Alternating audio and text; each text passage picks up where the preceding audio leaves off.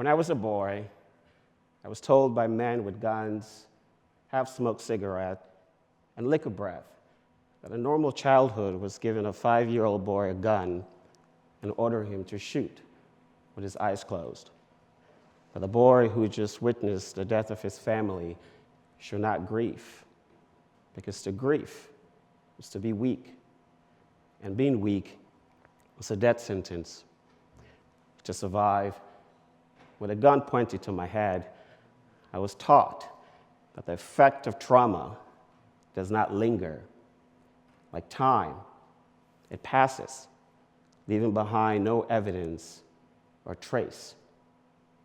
To stay alive, their normal became mine, and I suppressed all else. Immanuel Kant wrote that it is our duty to improve ourselves. But how can we do that as individuals or as a collective when we're still prisoners of our past? When individuals or society fails to process trauma, the effect of it lingers, leaving behind cracks in the foundation of who we are. What they do after, whether they process that trauma or suppress it, then becomes their version of normal. But what happens when your version of normal is just plainly wrong? Take, for example, this country. We went from suppressing Native Americans to enslaving Africans to excluding Chinese immigrants to putting Japanese Americans in internment camps to excluding Jews seeking political asylum when fleeing the Holocaust. When we examine these historic trauma, we think we've come the long way. We think we've succeeded. After all, slavery ended and we defeated the Nazis. But if we were to take a closer look and evaluate the remnant of what was normal in the past and it's affecting us today, then perhaps we would be in a much better place to ensure that these events do not occur again. But because we haven't, we are now separating babies from their parents at the border. This trauma of being locked up in cages will have a lingering effect on their lives. It will take not just time, but specific treatment for these kids. 2 years ago, my ex-girlfriend of almost 3 years lost her grandfather. She was upset. She was sad. She was angry. I told her that I was sorry for her loss. Here's what I didn't do. I didn't hug her. I didn't tell her that I loved her or that everything would be okay. Why would I? I was taught that the effect of trauma does not linger. Like time, it passes. So I thought she would be okay. I gave her the space that I thought she needed without asking her what she wanted. A few years, a couple of months later, she told me that she was annoyed, that I was insensitive. Me insensitive. How dare she, I thought. How dare she impose her standard of grief on me? See, from 5 to 9, I was taught that the effect of trauma does not linger. It passes with time, and over time, it disappears.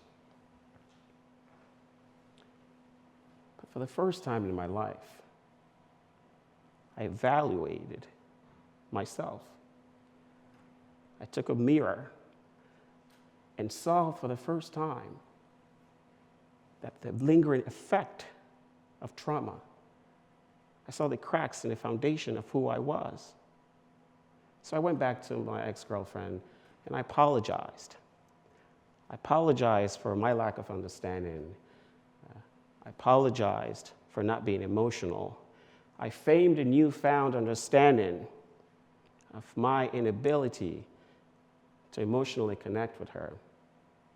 And I believed it. I believed every single word I told her. And that was it. From then on, I wanted her to move on.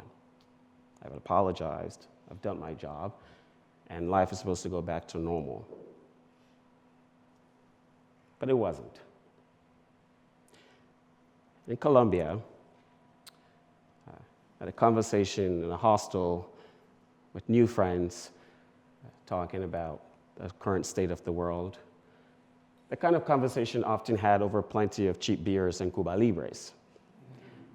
When all of a sudden, my black European friend stated how difficult it was for her as an educated woman with a non-European, educated black woman with a non-European name to get a job back home.